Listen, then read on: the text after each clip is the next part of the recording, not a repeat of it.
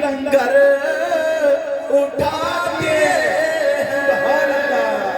اور کشتی تمہیں پہ چھوڑی لنگر اٹھاتی ان کی مہک میں دل کے غنچے کھلا دیے جس راہ چلتی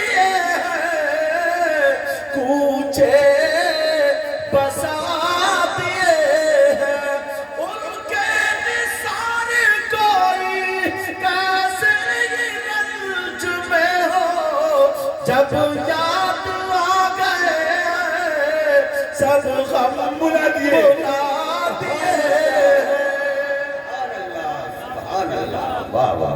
بی بی بولی آئیے میرے سجاد ویلکم.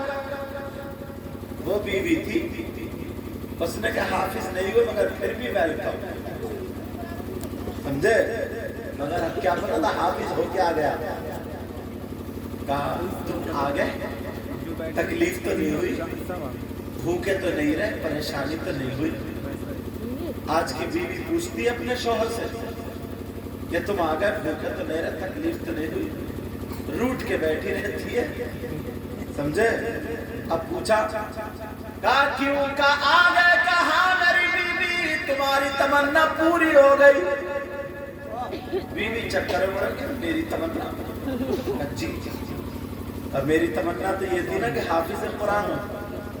شوہر بولا الحمدللہ میں حافظ قرآن ہو گیا. سبحان اللہ. بیوی والی سچ میں ہو گئے. جی ہاں ہو گئے. کہا کیسے ہوئے کہا ایک نبی کا شہزادہ بی بی تم جن کے نانا اور دادا کا واسطہ دیتی تھی انہی کے گھر کا ایک بچہ جن کا نام عبدالقادر جیلانی ہے انہوں نے پڑھایا نہیں بلکہ پلا دیا. سبحان اللہ. بی بی کہنے لگی اے اللہ تیرا شکر میں سمجھ گئی قرآن سچا ہے. سبحان اللہ. اچھا اگر بچیوں کو پڑھاؤ گے نا میری طبیعت خوش ہوئی ہے. وہ جن کے گھر میں ٹھہرا ہوا کیا نا محمد آصف ان کے گھر صنعت کو دیکھ کر کے طبیعت خوش ہوئی. اور کچھ لوگ ویسے ہی ہوتے تو وہ فوٹو دیکھتے تو ان کی طبیعت خوش ہوتی. مگر میری طبیعت خوش ہے کہ اس گھر میں ایک عالمہ بھی ہے ایک قاریہ بھی ہے. اور بھی کتنے گھر ایسے ہیں. تم بھی اپنی بچیوں کو پڑھاؤ گے نا تو وہ موبائل میں نہیں لگے گی بلکہ قرآن میں لگے گی. اگر موبائل میں لگے گی بھی 24 گھنٹے میں آدھا گھنٹہ ایک گھنٹہ اور باقی سب قرآن میں لگے گی. اور ورنہ قرآن سے اگر دور ہو گئی دین سے دور ہو گئی تو ہمارے ہاتھوں سے نکل جاتی ہے. سمجھ میں آ رہی بات؟ تو ہر سال جلسہ کرایا کرو اور آپس میں میل محبت. یہ میں تمہارے یہاں کہیں مرتبہ آ گیا تو اس کو وصیت سمجھ لو اپنا سمجھ کے. اب تو میں تمہارا قریبی ہو گیا نا. کیا ابھی بھی نہیں اپنا رہا؟ تو وصیت سمجھ لو اس کو میری نصیحت سمجھو. آپس میں میل محبت رکھیو. ایک دوسرے سے دل برا مت کریو. لڑائی جھگڑے کچھ نہیں. اگر کسی کی آپس میں تھوڑی بڑی ہو بھی گئی ہے تو صحابہ نے پوچھا تھا آقا اللہ اور رسول کو سب سے زیادہ پسندیدہ بندہ کون ہے؟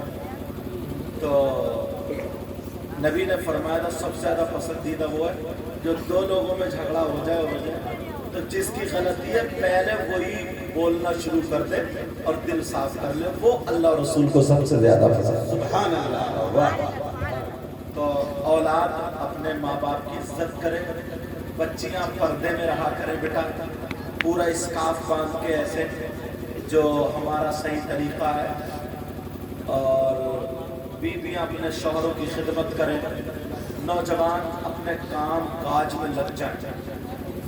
وہ بچہ بھی نوشاد خانہ ہے اور مجھے رامپور میں کئی جگہ پھر خاص کر مجھ سے ملنے آتا کام بھی کرتا تھا وہ. تو خالی مت ٹہلنا. اپنا کام کرو محنت کرو گے کام کرو گے تو انشاءاللہ کہیں بدنام نہیں رہو گے. ہر جگہ نام بری پیدا کرو. मगर नोट कमाने लगो, पैसा कमाने लगो, माँ बाप की इज्जत कम मत समझना, ये मत समझना हमारी चली जाए, अब भी तुम्हारे माँ बाप की चली जाए, ऐसे रहना कि माँ बाप की चली जाए। तो इंशाअल्लाह जो अपने माँ बाप के कदमों पे झुकता है ना, ये मेरी बात नोट करते जाना, अल्लाह ताला ज़माने को उसके कदमों पे झुका देता है। सुभान अल्लाह। जो अपने माँ बाप की इज्जत करता है तो वो अल्लाह के तमाम बंदों में इज्जत पा लेता है।